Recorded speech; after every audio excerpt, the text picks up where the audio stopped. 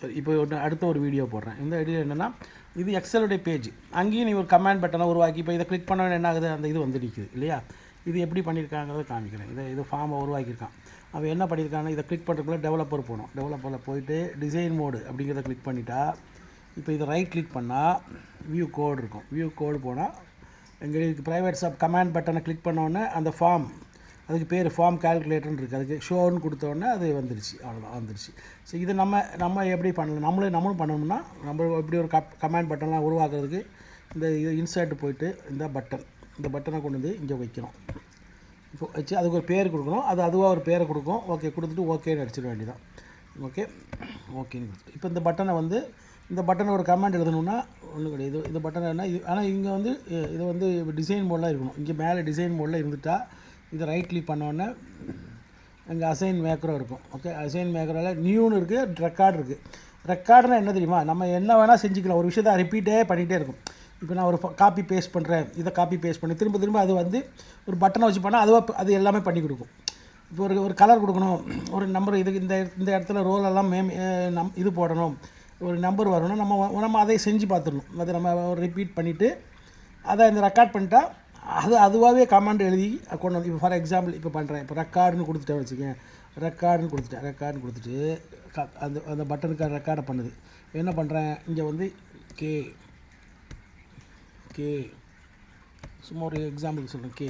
Okay, அப்புறம் என்ன பண்ணோம், முடிச்சுட்டு ஸ்டாப் ரெக்கார்டிங்கை கொடுத்துடணும். ஓகே, கொடுத்துட்டா இப்போ என்ன பண்ண தெரியுமா. ஓகே, இப்போ நம்ம இதெல்லாம் திரும்ப எடுத்துருவோம். இது ஒரு சிம்பிளான ஒரு பட்டனை அதை எப்படி ஆப்ரேட் பண்ணுறது. இப்போ திரும்ப இந்த பட்டனுக்கு போயிட்டு அசைன் ரெக்கார்ட் போயிட்டு எடிட் பண்ணி பார்த்தா, எடிட்டு கிளிக் பண்ணால் இப்போ அது பாரு, இதை என்ன பண்ணியிருக்கு, கமாண்ட் பட்டன் அதுவாகவே கமாண்ட் எழுதிடும். இந்த ரேஞ்சில் நீ கே போடு, இந்த கேல போடு என்ஸ் அப் எழுதிடுச்சு. இப்போ என்ன பண்ணணும், இப்போ எப்படி அந்த பட்டன் ஒர்க் பண்ணுதுன்னு பார்க்கணும்னா அந்த பட்டனை ஒர்க் பண்ண வைக்கணும் இல்லையா. நம்ம டிசைன் மோட்லேருந்து எடுத்துகிட்டு இப்போ நான் கிளிக் பண்ண உடனே என்ன ஆகுது பாரு, இந்த பட்டனை கிளிக் பண்ண உடனே 3 இடத்துல கே விழுந்துக்குது. ஸோ இப்படியும் கமாண்ட் எழுதிக்கலாம். இதுவும் கமாண்ட் அதுவாக எழுதிடும். நம்ம ஒரு விஷயத்தை ரிப்பீட் பண்ணணும், அது பண்ணணும், இது பண்ணணும்னா ஒரு பட்டனை வச்சுட்டு அதை ரெக்கார்ட் பண்ண போட்டுட்டு அதை ரெக்கார்ட் பண்ணுற விஷயம்லாம் நம்ம திரும்ப பண்ணுறதுக்கு ஒரு பட்டனை உருவாக்கிக்கலாம். இதை தவிர இப்போ இந்த இன்னொரு பட்டனை உருவாக்கணும். இப்போ இதை அவன் எழுதுகிற மாதிரி உள்ள பட்டன் வேணும். இல்லை அவன் ஒரு கமாண்ட் கொடுத்து அதை ஓப்பன் பண்ணுறான். அதுக்கு எப்படி பண்ணணும், இப்போ அந்த திரும்ப பட்டனை ஓப்பன் பண்ணி, ஸோ இப்போ பட்டன் வந்துருச்சு, அதுக்கு ஒரு பேர் கொடுத்தாச்சு.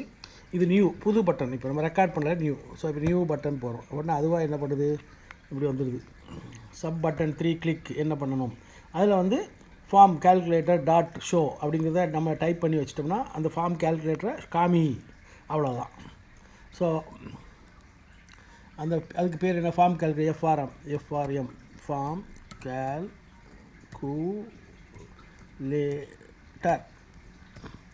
Form calculator dot show.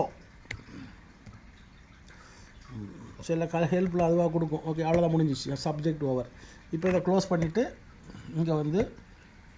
இங்கே டிசைன் மோடு இல்லாமல், ஓகே, இப்போ இந்த பட்டனை கிளிக் பண்ணுறோம், பண்ணால் அது வந்துடும். அவ்வளோதான், சிம்பிள். ஓகே, பட்டனை இப்படி உருவாக்குறது காமிச்சிட்டேன். இதை தவிர திரும்ப பழைய இடத்துக்கே போகும்.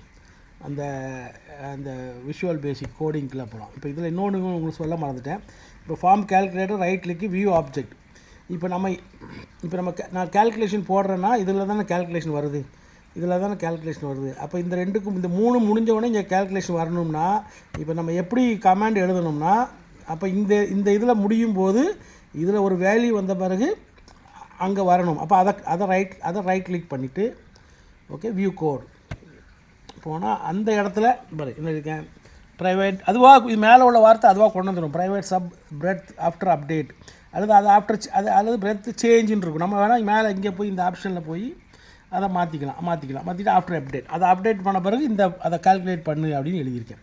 ஸோ இது ஒவ்வொரு இதுலேயுமே ஒவ்வொரு இதுக்கும் நம்ம எல்லாத்துக்கும் நம்ம கமெண்ட் எழுத வேண்டாம். எந்த இடத்துல தேவையோ இப்போ நம்ம ஆப்ஜெக்ட் போய் நான் என்ன பண்ணியிருப்பேன், இந்த டோட்டல் காஸ்ட்டு இது வரணும்னா இங்கே நம்பர் ஆஃப் ஐட்டம்ஸ் வந்த பிறகு தான் அங்கே வரணும். அப்போ நான் அதில் தான் அந்த கமெண்ட் எழுதியிருப்பேன். அந்த கமெண்ட்டு அதுக்கு நம்ம வியூ கோடு அந்த இடத்த போயிட்டு வியூ கோடு போட்டால் அந்த இடத்துல அது கூட்டுறதுக்கான கதையெல்லாம் இங்கே கொடுக்குது. புரியுதுல்ல? ஸோ நம்ம இங்கே எழுதுறதுக்கு முன்னாடி இதெல்லாம் அதுவாக மேலே கொடுத்துரும். Private shop number item after update வராது, சேஞ்சுங்கிறது அதை டிஃபால்ட்டில் வருது, நம்ம மாற்றிக்கணும். அவ்வளோ இப்படி தான் கோடு எழுதணும். நம்மளும் அது தனியாகவே நீங்கள் எழுதுனா அதுவாக வந்துடும். பட் அந்த இடத்துலேருந்து ஆரம்பித்தா அது ஈஸியாக எடுத்து கொடுத்துரும். புரியுதுல்ல? ஓகே, ஓரளவுக்கு இது புரிஞ்சுக்கணும்னு நினைக்கிறேன். பார்ப்போம். அதுக்கு மேலே உங்கள் பிள்ளை இதிலேருந்து கொஞ்சம் நிறைய படிக்கணுன்னா படிச்சுக்க சொல்லு, இன்ட்ரெஸ்ட் இருந்துச்சுன்னா.